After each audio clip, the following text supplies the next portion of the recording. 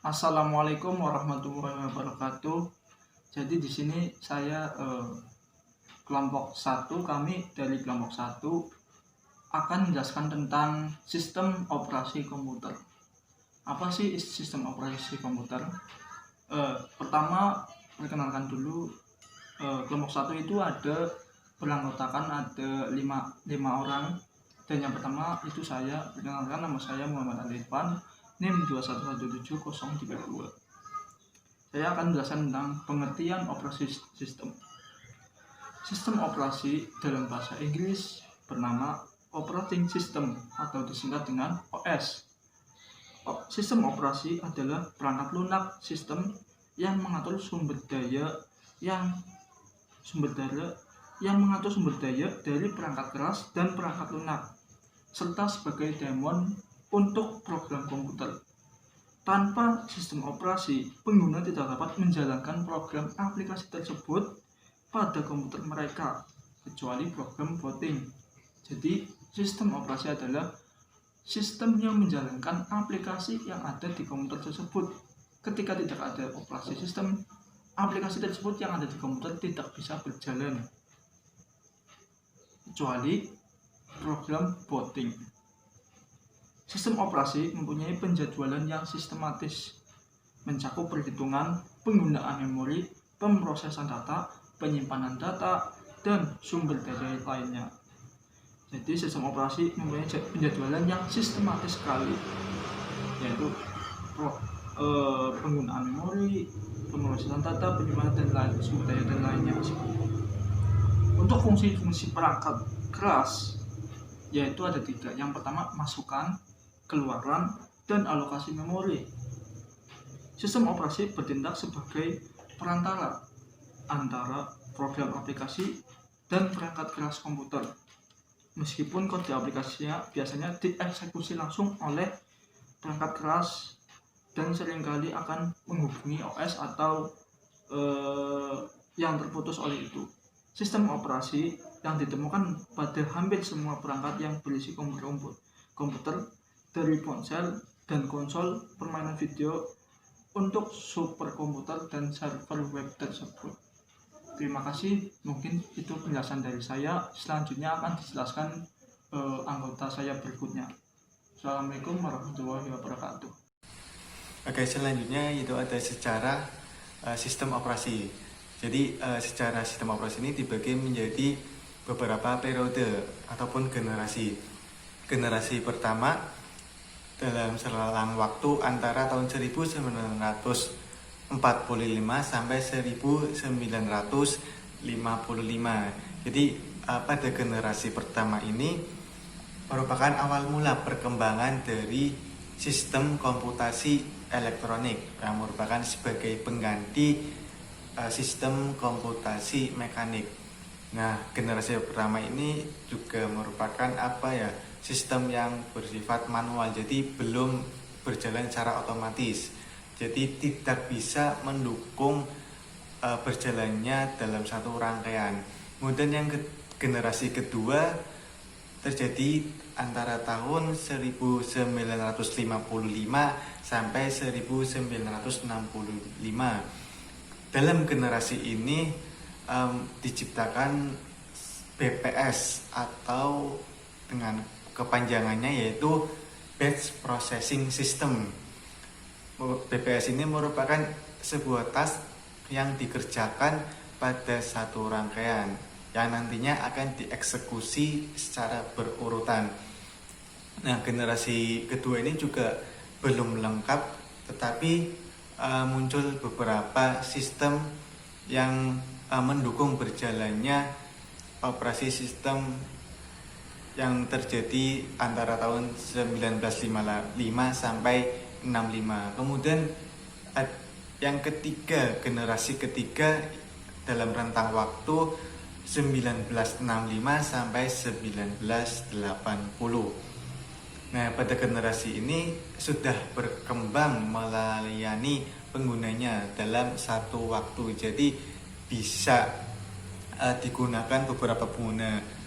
Jadi ini juga melalui terminal secara online yang dihubungkan ke komputer lain. Jadi merupakan multi user, bukan cuma digunakan satu pengguna tetapi bisa digunakan banyak penggunanya.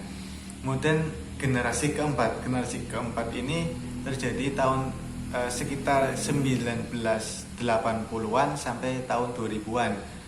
Dan pada generasi ini tercipta ataupun munculnya Graphical User Interface atau GUI. Dan sistem operasi pada generasi ini memiliki tampilan yang sudah bermodelkan MOS. Dan pada generasi keempat ini end user juga bisa menjalankan aplikasi. Kemudian yang terakhir generasi kelima yang terjadi rentang waktu tahun 2000-an sampai seterusnya, yang merupakan pada generasi ini sistem operasi sudah bisa bergerak ataupun mobile yang sering kita sebut, di mana mobil ini mampu bekerja pada perangkat bergerak seperti PDA, Pocket PC dan lain sebagainya. Nah, jaringan pada generasi kelima ini bersifat virtual.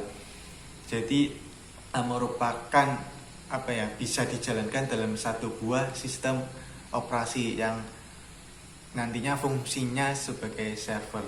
Mungkin itu saja terkait dengan sejarah. Selanjutnya akan dijelaskan teman saya.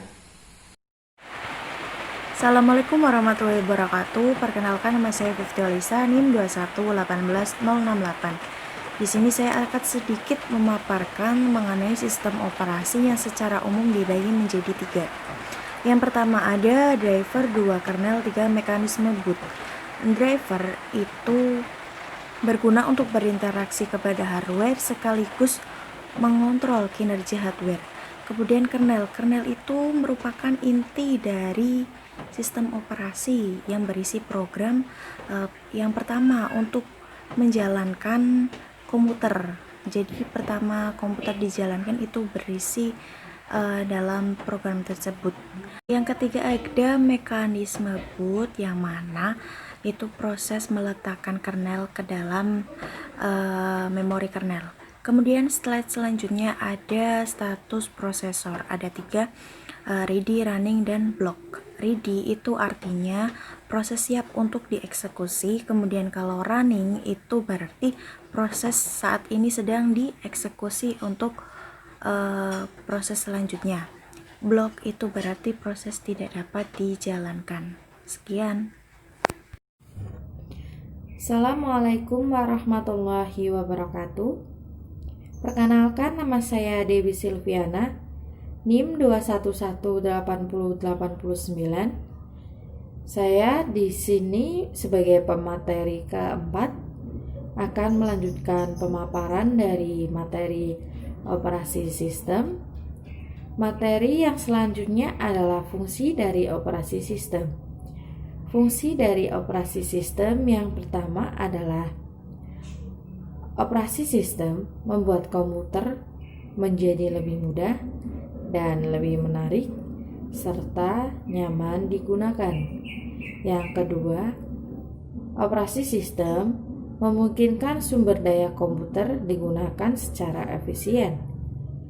Dan yang ketiga adalah operasi sistem yang disusun atau diprogram sekedemikian rupa memungkinkan menerima perubahan atau pengembangan baru yang efektif dan efisien, serta dapat melakukan pengujian sistem tanpa mengganggu layanan yang telah ada.